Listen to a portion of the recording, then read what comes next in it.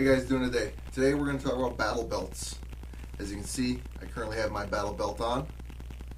Magazines on my non-dominant side, firearm on my dominant side, additional gear around the back. There are different thoughts and philosophies towards battle belts. My personal philosophy is it's another layer. Without my chest rig on or ballistic vest or plate carrier, with just my belt on, I have a firearm as well as several magazines, including pistol and rifle. On the back, I also have an IFAK. So without my full top kit, I still have at least something if all I can grab is one thing. So let's get into this.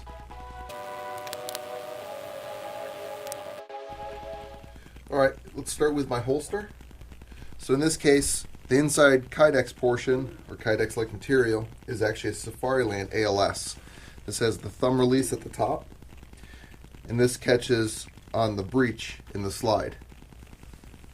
So you pull down with your thumb and it releases it. If you don't catch this lever, then it's nice and secure. Clear and empty.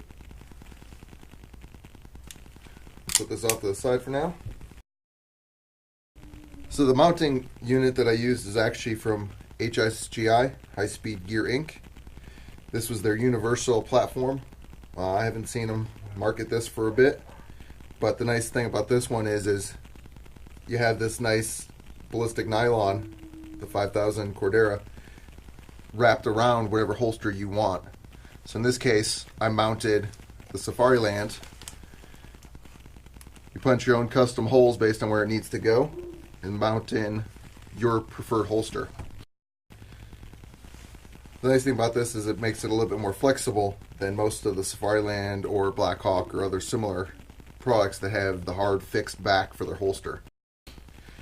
I do ride a drop leg.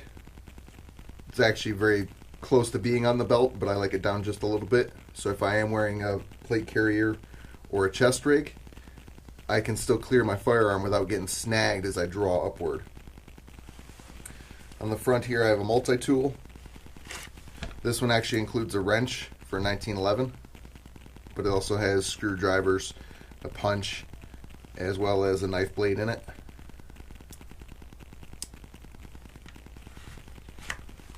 In front of that, I actually have an awesome idea from Source Hydration. This plugs into their Camelback styled bladders. It fits directly in there, creates a seal. You can use a hose, a sink, or even a water bottle, lift it up and have it gravity fed and refill your bladder. That way you don't have to take off your pack or your plate carrier.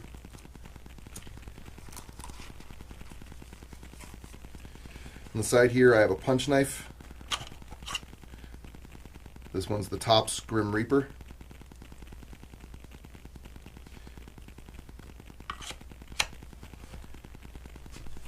This is mounted onto another Snake Eater Tactical, similar to the one that I showed you during my EDC video. My open carry EDC belt is the same belt, just without the pad in there.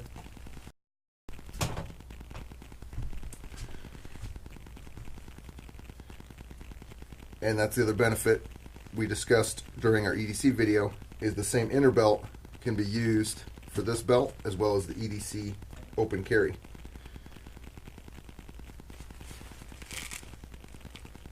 Inside, it's got the same Velcro hook type style, and then it translates here, and that's what connects to your inner belt. Let's move back from the holster. I carry a fixed blade regular knife. In this case, this is the Tops Fieldcraft by Brothers of Bushcraft.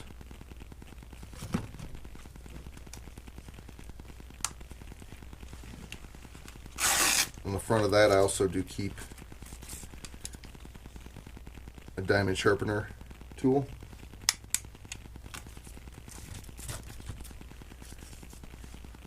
The benefit of having a sharpening tool with you is you don't have to go back to the rear to resharpen your knife if it gets used during the field, whether it be for tactical purposes or even bushcraft purposes. you can adapt a belt like this for survival type scenarios or just basic outdooring activity.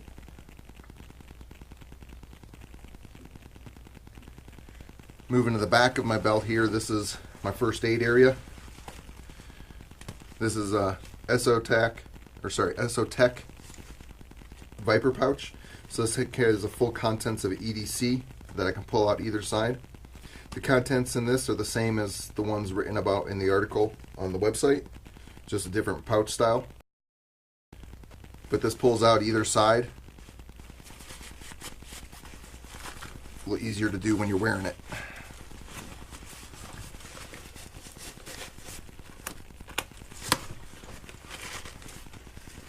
There we go. So inside we got a sleeve here. These are the pull straps. They're not of much use other than extra handles once it's outside.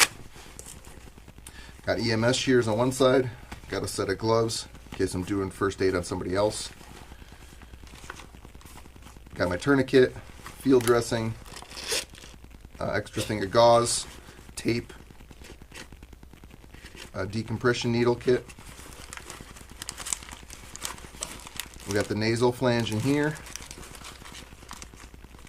We got a hyphen seal. And then in behind the tourniquet, we also have a quick clot option. The nice thing about this, after you don't have to try to get it back in, fold everything back up.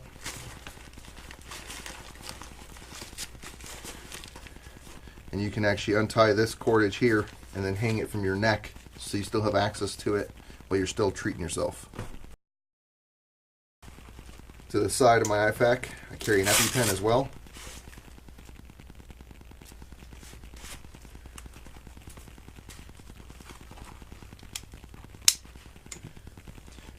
If you have this gear on your equipment, or this equipment on your gear, make sure it's marked, because if you're not doing self-aid, your battle buddy might have to come do first aid on you, and they need to make sure they have the right access, the right pouch, especially if you have something slightly set up different than them.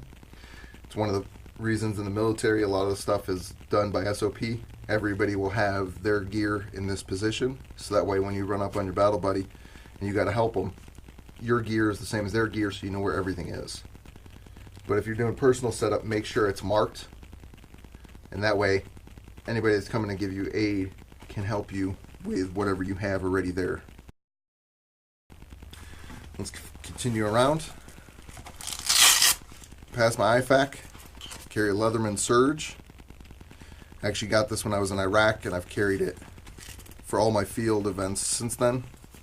My EDC though, I carry a much smaller one, the Leatherman Wingman. You can see a noticeable size difference. So EDC, field. In addition, in the field though, I also have extra bits. In the field, I don't have access to my workshop. I'm not going to be able to go, oh, I need a different screwdriver. In this case, I need to carry everything that I might need with me. After that, we have a water bottle pouch. In this case, I'm carrying one of the Clean Canteen's metal water bottle. The benefit of having a metal water bottle, though, is if I have to purify water on my own, I can boil in this bottle. Just take the plastic top off, stick it right in the fire, boil it right in there, and everything's contained in its own unit. Can't do that with a plastic bottle.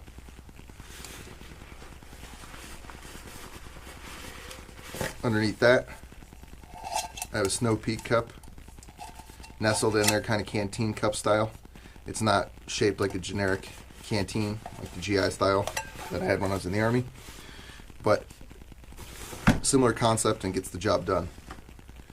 On the outside of the bottle pouch, I have additional sleeve pouches. I have another thing of screwdriver bits in that one right now. But I also carry a flashlight. I keep this little one in the pack. The benefit of this one is I can switch out the middle portion here with an extender, and I can switch this to a AA taking flashlight. So right now it's in 1, 2, 3 mode. And if I have the sleeve, which I carry in my my chest rig, I can change this to a AA, which is good to have the versatility in the field. And it's still a 100 lumen flashlight. And as you saw on my pistol, I already have a tack light, so I'm not using this to illuminate during a high threat situation. After the water bottle, coming back around to the front and the other side, I have a couple AK magazines. I generally run 20 or 30 round mags on each side. Try to do the same. So if I have a 20 rounder, they're both 20 rounders or both 30s. These are actually the Snake Eater Tactical Burroughs pouches. The nice thing about them is say I need to switch platforms, I can pull these out. I can stick AR mag on there just the same without changing out my setup.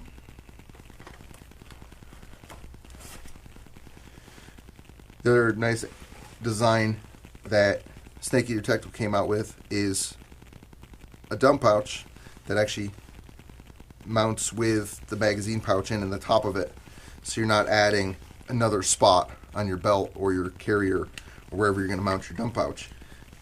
It actually doubles up, and you can still fit 3 or 4 magazines in here at a time.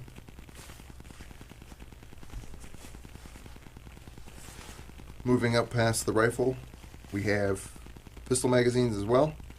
So in this case, because right now I'm set up for my 1911, I have 2 10-round magazines. These are also the Snake Eater Tactical Burroughs pouches, which kind of have a Hypalon lining with an elastic surrounding.